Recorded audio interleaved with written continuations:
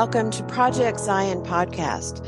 This is your host, Robin Linkhart, and I'm here today with Presiding Bishop Ron Harmon and Stassi Cramm, member of the First Presidency and recently called to serve as Community of Christ's next prophet president. On Tuesday, the 5th of March, World Church leaders announced that the ownership of the Kirtland Temple, Joseph Smith Historic Sites in Nauvoo, Illinois, and various manuscripts and artifacts officially transitioned from Community of Christ to the Church of Jesus Christ of Latter-day Saints for the amount of $192.5 million US. It was a difficult decision involving the careful consideration of multiple significant factors. Ultimately, it was about responding to God's vision and call with our whole lives, resting in the certainty of God's promise to always be with us, guiding and sustaining. Ron and Stassi are with us today to share more about that vision and mission as we look to the future with hope. Ron and Stassi, a very warm welcome to you today, and thank you so much for being with us on Project Zion Podcast. Hey, everyone. It's good to be here. Yeah, thanks, Robin. We're glad to be here. Let's take a minute now to just have you introduce yourselves to our listeners. Stassi? Yeah, thanks, Robin. So, to be honest, I wish we were here exploring an easier topic. But I am thankful for this opportunity to process together a big moment in the journey of Community of Christ and where God is calling us. I appreciated, Robin, how you contextualized our conversation. You shared also my official positions with the church, but first and foremost, I want to note that I'm a follower of Jesus, the peaceful one. I'm also a daughter, a sister, a wife, a mother, a grandmother, a colleague, and friend. My family and friend relationships strengthen me as I seek to lead a faithful life, and I want everyone in the world to have the loving support of a community that is grounded in living Christ's mission. That's why the church's faithful response to where the Spirit is leading us is so personal to me. I'm passionate about who we are and who we are still becoming. I believe that we have brought countless blessings into people's lives as we've lived our mission, and I believe we still have much, much more to share with the world where Community of Christ members and friends live and serve. Thanks so much, Stassi. Ron? Well, like Stassi, I recognize the weightiness of this topic, but I'm so grateful that we can explore the implications of this significant moment in the life of the church together. These days, I actually like to share first about one of my favorite roles, which is grandpa to Emma, Maddie, and Oliver, my three grandchildren, whom I'm absolutely crazy about and in love with. And if this was a video podcast, we would also be looking at pictures right now. They bring me great joy, needed balance, but they also have brought me a sense of renewed purpose about the task before us. They've sharpened my vision and sense of urgency in pursuing a more just and peaceful world. You, of course, Robin, shared about my leadership role in your introduction, and oh my gosh, it seems like just yesterday we were at World Conference, and I was being ordained as Presiding Bishop of the church, and at the same time, it seems like a lifetime ago. But that seems to be what it's like in the life of the church, where there's just so much happening around the world as we engage in Christ's mission. My wife, Barb, is a preschool teacher, and she paused her career early, about a year or so ago, to set up grammar school in the lower level of our home for Maddie and Oliver. And we also have three children. They're all married now and living in the Kansas City area. and I pinch myself every day that we're all actually in the same geographical location. We, of course, feel really fortunate in that regard. I just have to say that as a disciple, I've been captured by the vision of this movement. It's so much a part of who I am, and I consider it a privilege to do everything I can to support it and to advance our mission in the world. Well, I'm tickled to death that you both are members of the Grandparent Club now and totally relate to some of what you're talking about. And I know that many of our listeners can connect with that deep sense of call that you both speak to. The announcement that was shared with Community of Christ worldwide membership on the 5th of March was really profound. And it represents such a significant next step for the church and it's connected with this deeply meaningful restoration history. Can you give us some background about how we came to seriously consider this specific pathway?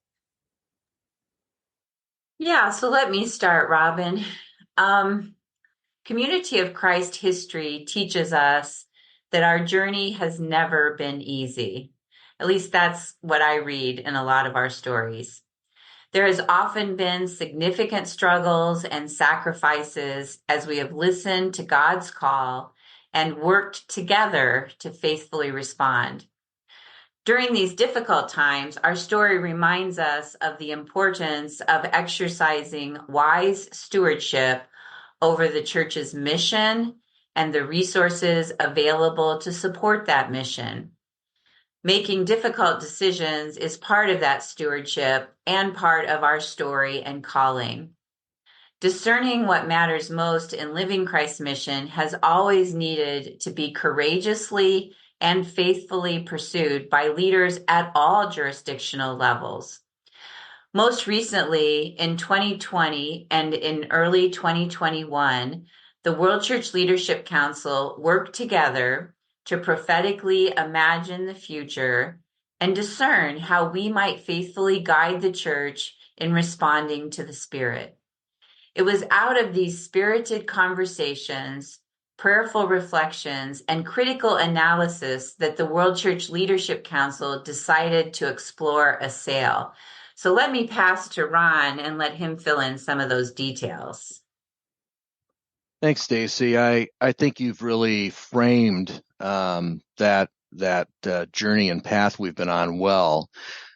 We've been refining our ability to come together as leaders, just as we have been as a church, to discern where we feel the Spirit is leading amid changing cultural and spiritual landscape that is impacting participation in church life in very different ways across the globe. Our approach to discernment, which integrates spiritual practice with contextual analysis in the places we serve, has led to greater clarity about our missional challenges and opportunities. Of course, in nations where participation in the church has been declining, there has been also a gradual aging of active membership and a drop in contributors over recent decades. And of course, this is something that we've been talking about as a church for multiple years. These nations are our primary source of funding the church's worldwide mission. And we have made this a constant theme in financial updates, and it's resulted in, unfortunately, multiple budget reductions impacting World Church funded ministries, services, and staff. The trajectory of decreasing worldwide mission ties and increasing expenses means that for us in 2025, we were looking at eliminating entire services and ministries that support the global church, including the possibility of losing a third of our current employees. Yeah, just hearing you say that number, Ron, kind of takes my breath away. This level of additional reduction would have been devastating to some of the momentum in mission we were just beginning to achieve. It's been about 7 years, I think, since our last staff reduction, but then came the pandemic, which was another complicating factor. We are finally really beginning to explore the nature of who God is calling us to be in the various places where the church is on the ground. Our world is changing. Our message is constant, but we have to discover new ways of sharing that message and inviting people to pursue Christ's mission with us. President Veazey's Way Forward messages provided important indicators of where we need to head, but we need time to move in that direction. Yeah, I really appreciate, Stassi, the way you're really kind of balancing the pragmatic look that we've taken as a church with really, in a sense, trying to respond to that unfolding vision before us, and that financial reality beginning in 2025, coupled with this deep desire that we have as leaders and across the church to respond to a compelling vision, a vision rooted in our restoration story and seeking expression today in signal communities of justice and peace across the globe. This was more than seeking to avoid drastic reductions in ministries and staff, even though that would have clearly been a result. But this was about our deepening sense of God's call to us at this time. It was about wholehearted response, where we're willing to do whatever is needed to fulfill God's purposes in the world. Responding to these challenges and opportunities required a significant infusion of cash for us that, when invested, could generate recurring income over the next 4 to 5 years while leaders continue to discern and implement missional and financial strategies for the future. It was our assessment that the sale of our historic assets, as difficult as it was to reach this conclusion, were the only assets that could generate this level of cash that could then be invested in our endowments, providing the needed income to continue ministries, services, and staff supporting the global church as we continue to step into God's vision for us in the future. I think it's really helpful for all of us to listen as you set the stage and describe these multiple factors that are layered in parallel and intersecting with each other against this global backdrop of all kinds of things going on, not the least of which was an unplanned pandemic. We also know that letting go of these sites is a deep loss for many church members, and for others, it feels different. As a global faith movement, talk to us a little bit about how this action is being experienced by a diverse worldwide community.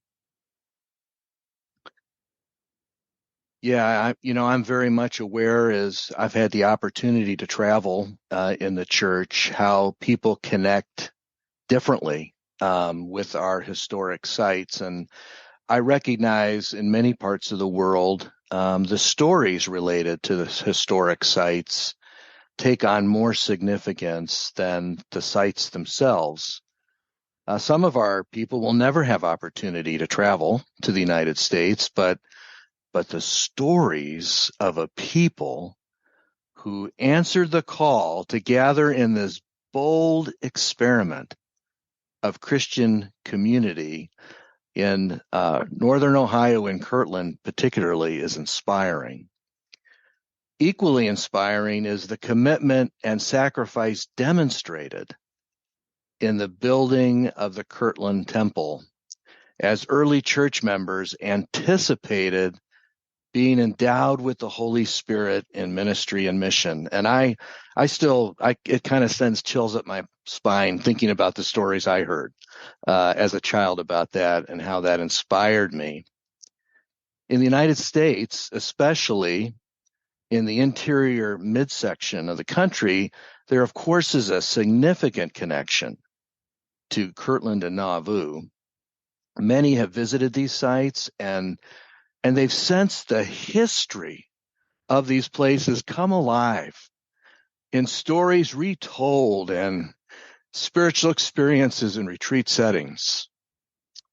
I grew up just a short 30-minute drive from Kirtland, and I have so many formative memories of how this sacred space inspired my development as a disciple. The sense of loss is real, and yet the stories we associate with these places continue to live in us and shape us for the journey ahead. Yeah, I can feel the emotion, Ron, just in your story, through your voice. And I just really want to underscore what you're saying. Through this process, there have been multiple times where we have paused and just given thanks for the many, many people who sacrificially built and maintained these historic sites for over 100 years. And it's heart-wrenching to think of how they might feel about this sale. And yet, I believe that they would be grateful to know that their generosity will continue to bless not only the church, but the people that the church are sent to support and serve as we move into the future. There has been a lot of emotion surrounding these discussions and these decisions. A lot of tears have been shed. And even within the World Church Leadership Council, the feelings and thoughts about the decision were so very broad and so very deeply rooted.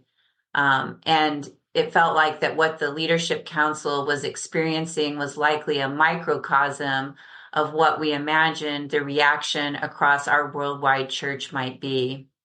And I think that the way Ron has spoken about that, from those who have just these personal, deeply meaningful experiences in those locations, and yet others who have very, very little attachment other than just the connection to being part of our unfolding story. So I think one thing that is critically important to note is that we decided to proceed with seriously exploring a sale because, in spite of our various emotions, there was unanimous agreement within the Leadership Council that moving forward with the sale was the best decision, the most faithful decision that leadership could make given the context of our time. I also think it is important to emphasize that the context Community of Christ is experiencing is not limited to just us. In places like the United States, Canada, the British Isles, and Australia, those choosing to participate in Christian movements or even other world religions are shrinking. This means that financial support of Christian movements is also shrinking. We know that some people yearn for times past when the levels of ministries and services supported through worldwide mission ties were significantly greater. As World Church leaders diligently and faithfully visioned the future where God is calling us, it became so very clear that supporting the people we are called to serve had to take priority over owning paper and property. as we discerned what it meant to position the church to respond to the opportunities that are before us, as we listen to the movements and leadings of the Spirit, we knew we needed to risk something new.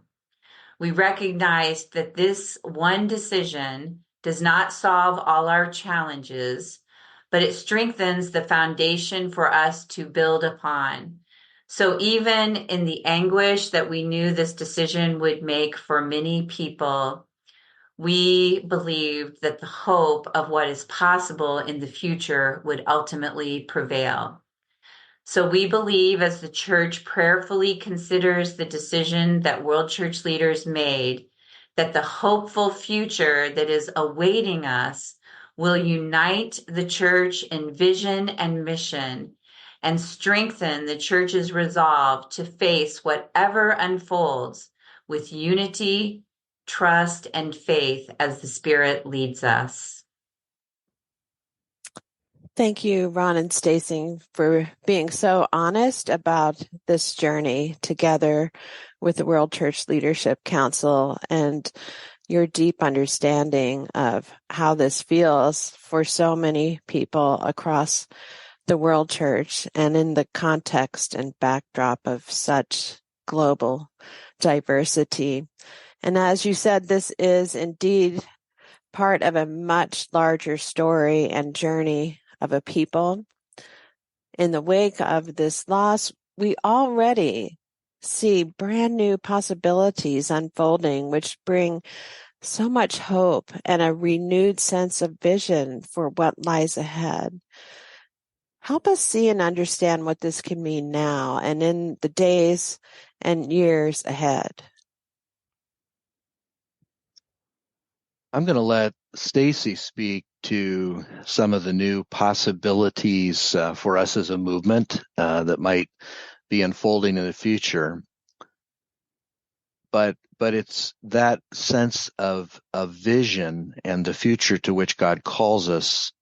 That's what made decisive action imperative for us, but not easy. As Stacy shared, the reality is that even a sale of this magnitude doesn't solve all of our challenges.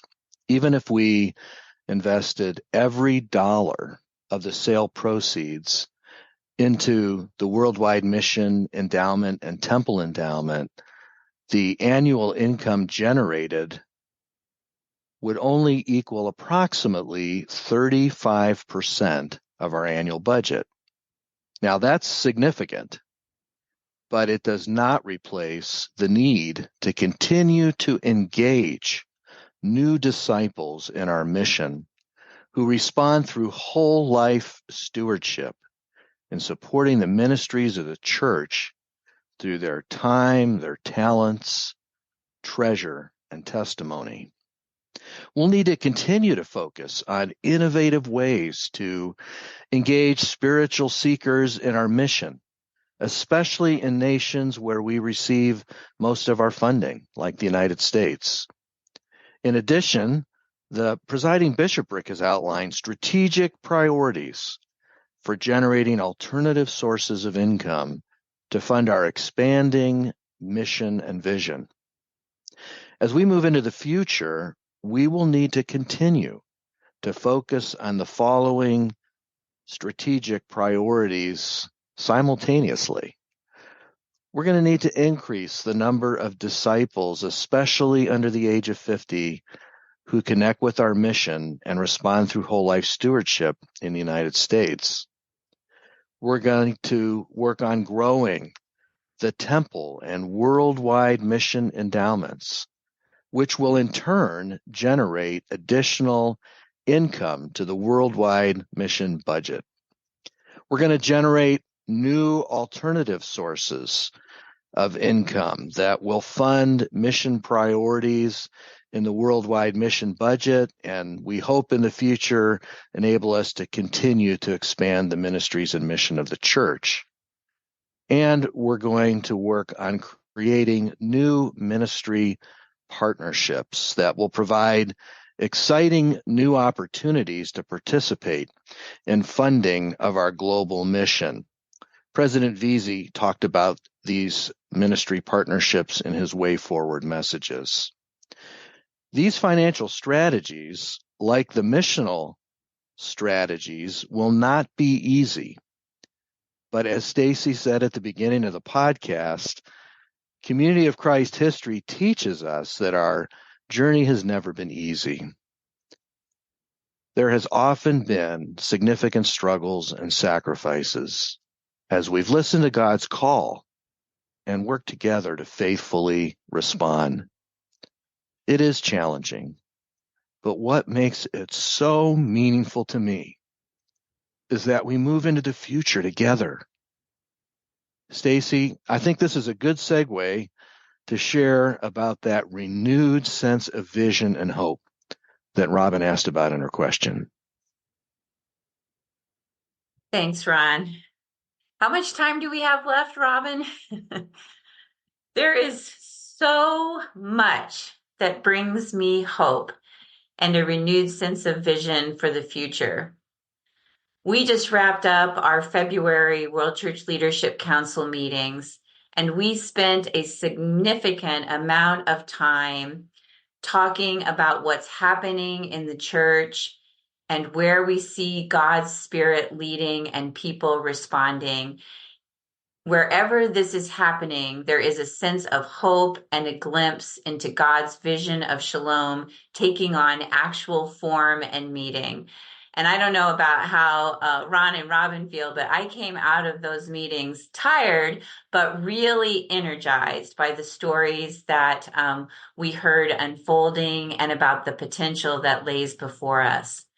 The communication team has recently implemented a new application that allows World Church leaders to record short videos about mission so we can increase the sharing of these important stories with everyone.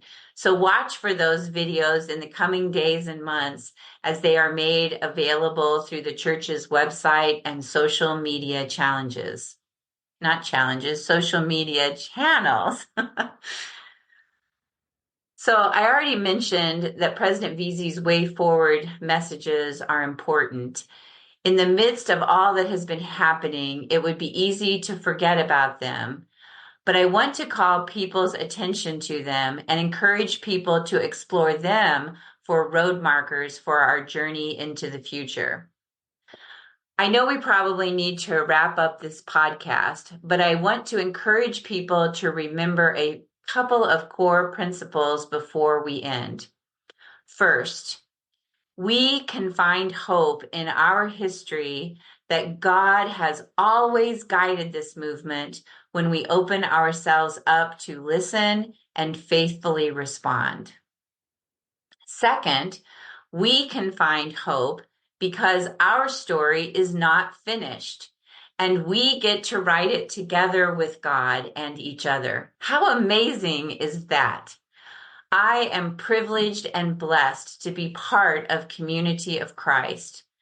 We are a strong and persevering group of faithful disciples who will not be deterred from working tirelessly in creating God's vision of shalom, what many of us know as Zion, in the places where we live and serve.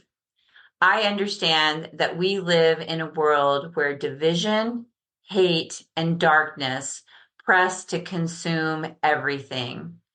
But our faith story teaches us that there's a better way.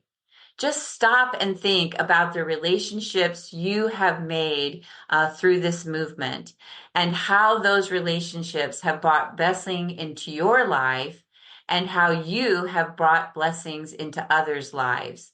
That's God's Spirit at work, and that's also faithful people responding. So there's work we need to do together to prophetically imagine where the Spirit is leading us. Ron mentioned earlier the desire to respond to a compelling vision, a vision rooted in our restoration story and seeking expression today in signal communities of justice and peace across the globe.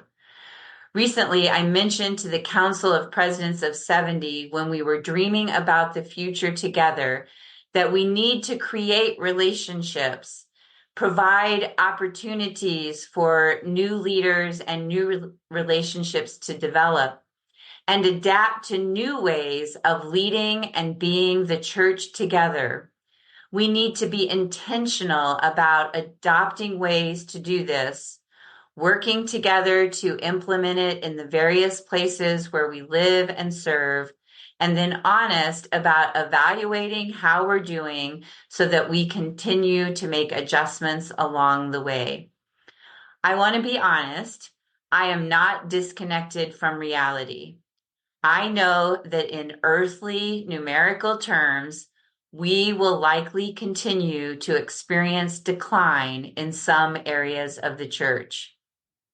And in other areas, we will struggle to form disciples in the community of Christ identity, mission, message, and beliefs because of limited resources and staff to provide sufficient training.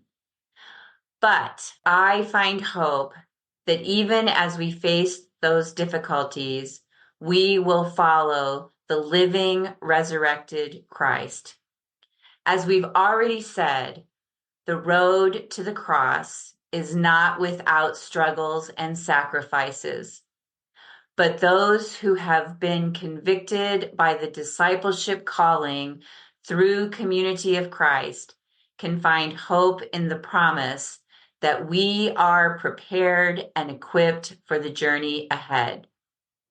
If anyone is listening, is questioning whether it's worth making the journey into the future with Community of Christ, I want to emphasize my personal affirmation that I believe so profoundly that it is worth it, that I said yes to my recent call. When I could have opted for early retirement and spending all my time with grandma, I have chosen a different path because of all of our grandchildren and because of the difference that I believe Community of Christ can make in the world. And others are also saying yes.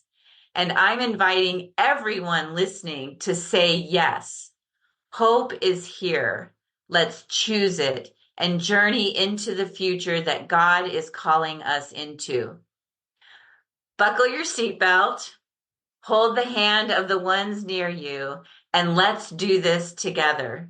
Let's proclaim Jesus Christ and promote communities of joy, hope, love, and peace where we live and serve, and watch the wave of Christ's peace that will flow in and through us, bringing blessings to those we are sent to serve.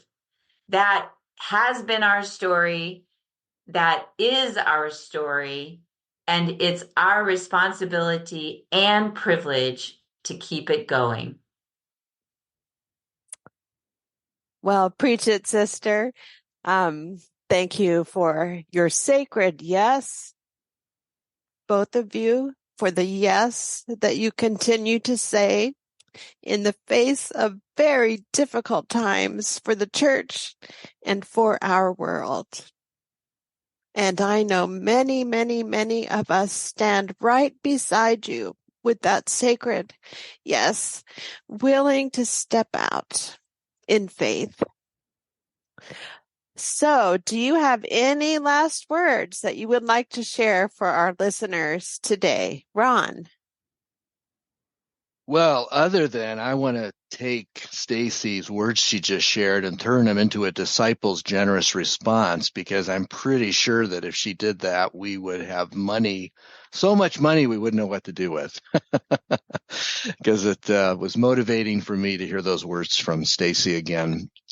I just want to express my deep gratitude for the generosity of our people, not just financially, but the generosity of spirit that is open to the challenges and opportunities before us. It's generosity that is expressed through lives of ministry and leadership, also the offering of financial resources. And it's inspiring, and it gives witness to our unwavering conviction that God is with us on this journey.